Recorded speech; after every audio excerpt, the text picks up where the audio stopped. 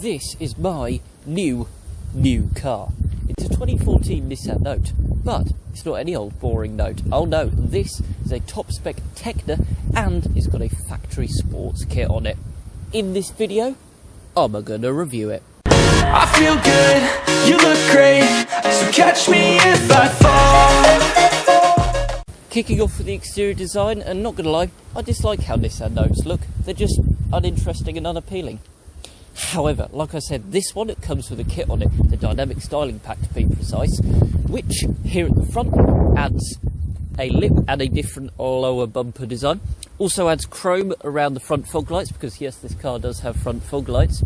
Also housed down here where the fog lights are daytime running lights. This is the first ever car that I've had daytime running lights on, by the way.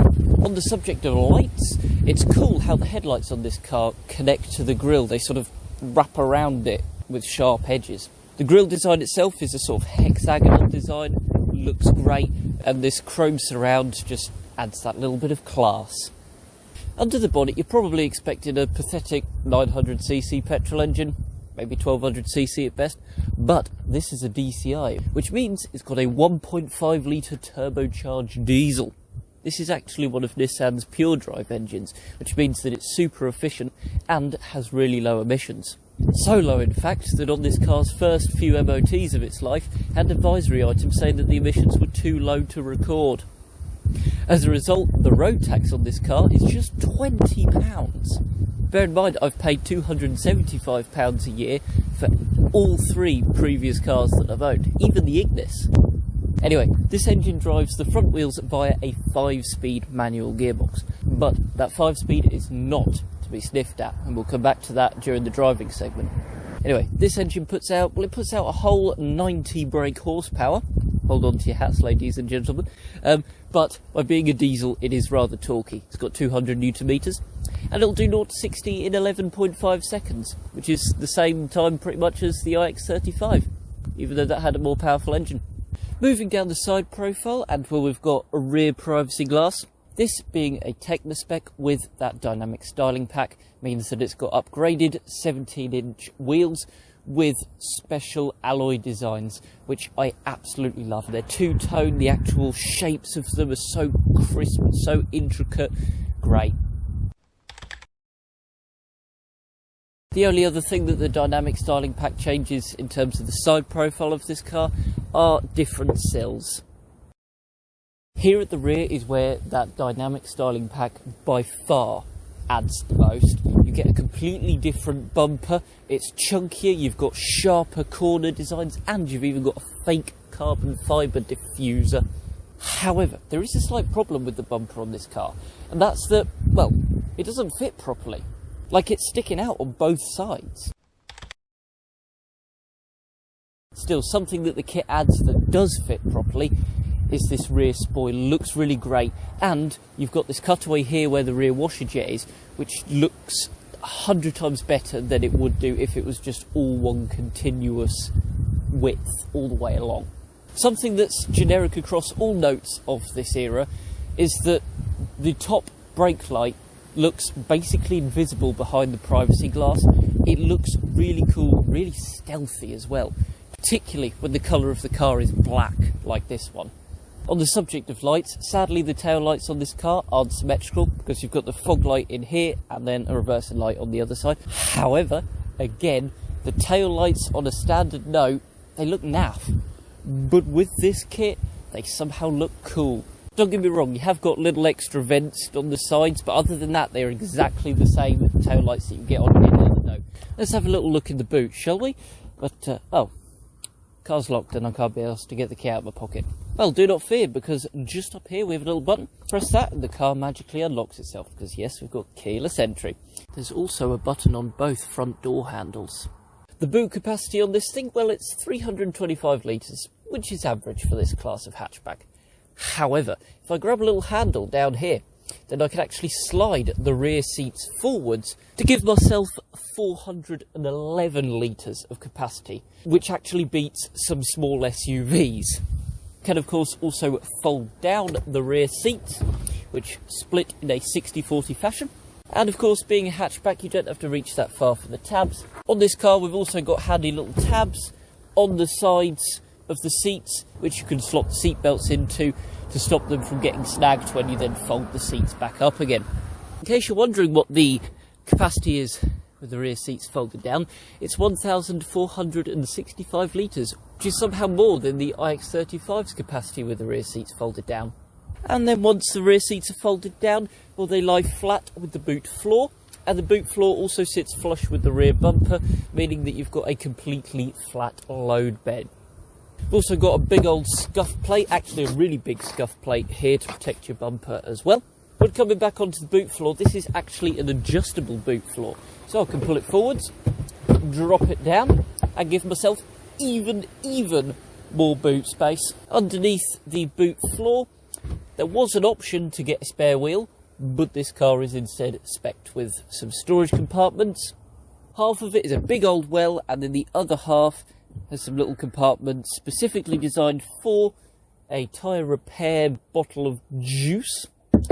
We've got towing eye and stuff like that. And then we've also got a tyre pump for your tyre. Little one that you plug into your cigarette lighter. I wonder whether this came with the car or whether a previous owner has left this in here though. Anyway, it's a shame though that you can't actually plug that in anywhere in the boot because there's no 12 volt socket back here. What we do have though are a couple of little hooks for your shopping bags and some strange wells at the side, which when the boot floor is in its most raised position, stuff can just fall down. Alrighty then, hopping onto the back seats then, and well, the door handles, they're surprisingly weighty and premium and expensive feeling. And then the rear doors themselves, they open at a 90-degree angle. Alrighty then, so in terms of space, well, my knees aren't quite touching the back of the front seat, and you know, hatchbacks aren't famous for having loads of legroom. However, I left this bench pushed forward, didn't I? So, got two handles in the middle here. If I pull up on them and slide this back thusly, now I get masses of knee room. I mean, look at that. This is genuinely an insane amount of leg room. Also got loads of foot space. You can even stretch your feet out underneath the front seats. Not that you even need to. And there's plenty of space for three people's feet too. Although I wouldn't want to put three adults in the back here because the car just isn't wide enough. And I've also got a seat buckle up my arse right now. That's not pleasant. What's also not pleasant is the headroom with this car, because you see, unofficially this thing's got theatre seating, where the rear seats are mounted that bit higher than the front ones to give rear passengers a good view out the front. The trade-off with that though is your headroom, because if I sit bolt upright, my head is touching the ceiling, right? And I'm not even 6 foot. And you can't recline these rear seats either. Even if you pull the bench forward, you still can't recline them, which is a bit of a shame. In terms of features, well, we've got all-round electric windows. Do the ones in the back go all the way down? Yes they do, which means rear passengers can pop their arm out the window as well. It's nicer than resting your arm on the actual armrest, which is narrow, and has this horrible hard plastic where you put your elbow. Then there's this fabric insert on the door, which I can't quite make up my mind about. It's the same material as on the seats, and it is lovely and soft, but I can't quite tell whether it's outright tacky or whether it does actually add something. Something that definitely adds that bit of class back here are the chrome effect door handles. They both look and feel premium. On the subject of premium, we've also got a central armrest here, which is leather and has cup holders. They are exposed, but they're not in the middle, so you're not going to be hurting your elbow on them. Then there's the middle seat belt, which in a lot of cars comes out of the ceiling, but with this, instead it's mounted in the rear pillar, and so I can have it attached without it impacting my rear visibility. Such a good design with that. Other manufacturers need to take note of this. The backs of the front seats are nice and leathery, and of course you're never going to be catching your knees on them because there's so much legroom as we've already established, but it does help make them feel that bit more premium. As to do the leather pouches on the back of both front seats. And while there's no official 12 volt socket back here, there is one right in the middle, which is shared between people in the front and back. Sadly, that is the only 12 volt socket in this car. Could do with another one for people in the front specifically, or definitely one in the boot perhaps. And there's no rear vent for your climate back here either, but then I wouldn't expect there to be. And to make up for any of those little niggles, we've got a nice big storage well here, as well as door cards, which for context can fit 3 packets of tissues and a bottle up to this size, I reckon. They're not huge, but I've seen smaller. Hopping in the front then, and well, the front door handles are even more expensive and premium feeling, and look at the size of the front doors. They give you a huge opening. Anyway, carrying on with things in the centre here, and well, we've got another little well ahead of the big cubby for rear passengers. We've got a button to lock and unlock the doors. There's also another button to do the same on the driver door. And then right at the front here, we've got 2 cup holders. That's in addition to the cup holders in the front door card as well.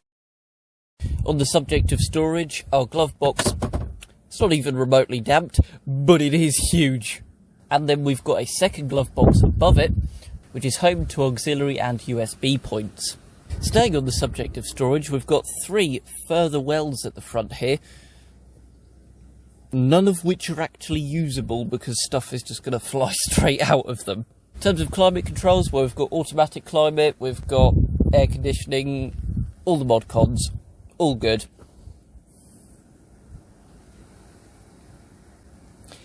We've got more black piano plastic extending up surrounding the infotainment system, but at least the silver surround makes it look decent, to be fair. It's by far not a premium dash, but it's not cheap either. In fact, the sleek lines and the 2-step effect above the driver's display looks quite interesting. Why do Japanese cars have to have such cheap feeling air vents? I mean, they're one of the things you're going to be touching the most. But the steering wheel more than makes up for that because it's fully leather and it's got a really nice ergonomic design as well. The front seats, of course, are also part leather, and even the fabric on the middle. Lovely and soft and pleasant. In terms of the infotainment system, well, our media sources are radio, CD, auxiliary, USB and Bluetooth. We've also got Bluetooth phone connectivity. Also got satellite navigation.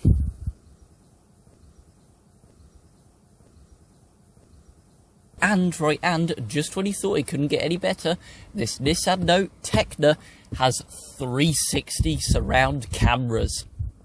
Wow! Moving on to the dash, and it's a super modern looking design. Got a sporty speedometer with a little screen in the middle that displays your time, and it displays fuel range, average speed, run time since last reset, instantaneous fuel economy, and average fuel economy. Got a second screen to the right, and this thing's dash has a cool startup sequence as well. You can also adjust the brightness of the dash for both day and night independently. We've got vanity mirrors, of course, but they're not illuminated, although we have got a card holder on the driver sun visor, so I guess that makes up for that, because that will be handy for putting my works car park pass in. Anyways, shall we hit the road then? Well, all we have to do is press the clutch, press this little button here, and there we go. Keyless start. Kicking off the driving segment in and around town. And well, the first thing to note is that the gears on this car are quite long. Normally I can get away with being in 4th doing 30 miles an hour, but it's too low in this car. And it's same with doing 40 miles an hour. Normally 5th's okay for that in any other car that I've driven, but in this, even 50's a little bit too slow for 5th gear.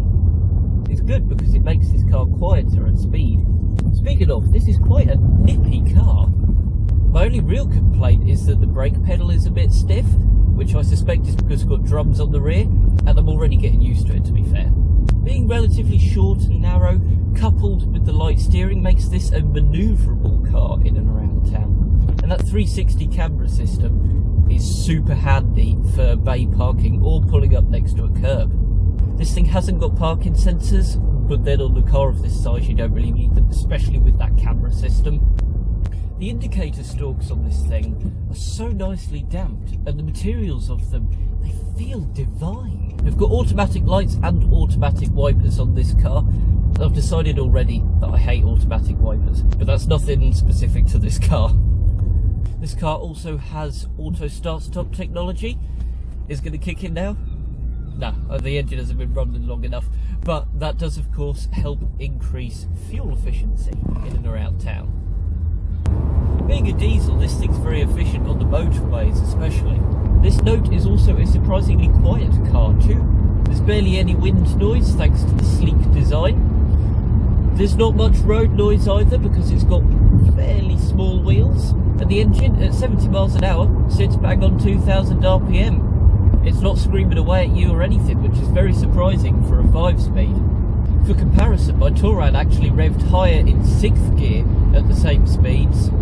It's also got plenty of power for overtaking as well, and that's further helped by the fact that this thing's a fairly light car. It weighs in at a tad over a tonne. However, a trade-off of that light weight is that in windy conditions you can get blown around just a little bit at high speeds.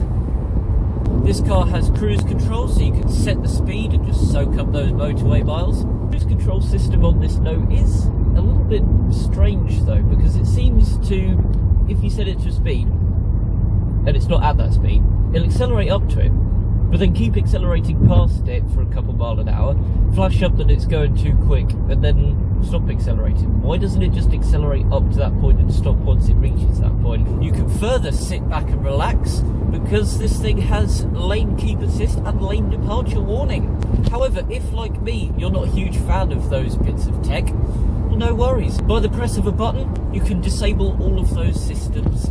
No bother. That's actually super handy. On most modern cars you have to go through several menus to disable features like that, and quite often you have to disable them individually as well. So if one singular physical button that knocks off the lot, great. Go back to sitting back and relaxing. Well, this car also has a fold down armrest which is fully leather. That is so premium. The fold down armrest isn't level with the armrest on the door. And before you say, oh well Al, that's probably because you've got the seat jacked up. I haven't actually. This seat is as low as it can go. You can very easily live with that mind. One thing that I definitely don't like, however, are the position of the door mirrors on this car. They just stick out that bit too much, and they're positioned too close to the driver, which means to properly see in them you have to really lean. Still, you've got a really decent view out the back, to be fair. This thing is both brilliant and bad on country roads. You see, being a hatchback, it's not got the greatest ground clearance, 131mm to be precise. Interestingly enough, Google says that the dynamic styling pack doesn't alter the ground clearance. Not gonna lie, I thought that lip at the front would definitely reduce the ground clearance of this thing, but apparently not. Hashtag win. This thing also has quite a firm suspension, which may impact on passenger comfort.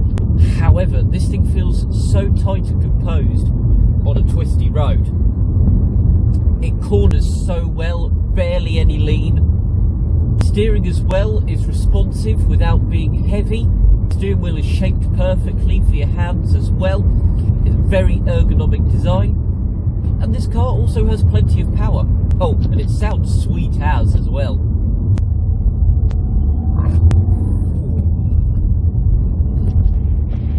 Alrighty then, it's conclusion time. Well, this is a surprisingly practical hatchback thanks to its versatile and highly adjustable boot size. It's well specced with keyless, the driving aids, and of course those 360 cameras especially. It's an easy car to drive thanks to its size, and its easy yet responsive enough controls. And it's sporty thanks to the way it looks and handles. That styling pack really takes it from clap to cool. So thanks for watching, do take care wonderful people, and until the next one, bye for now.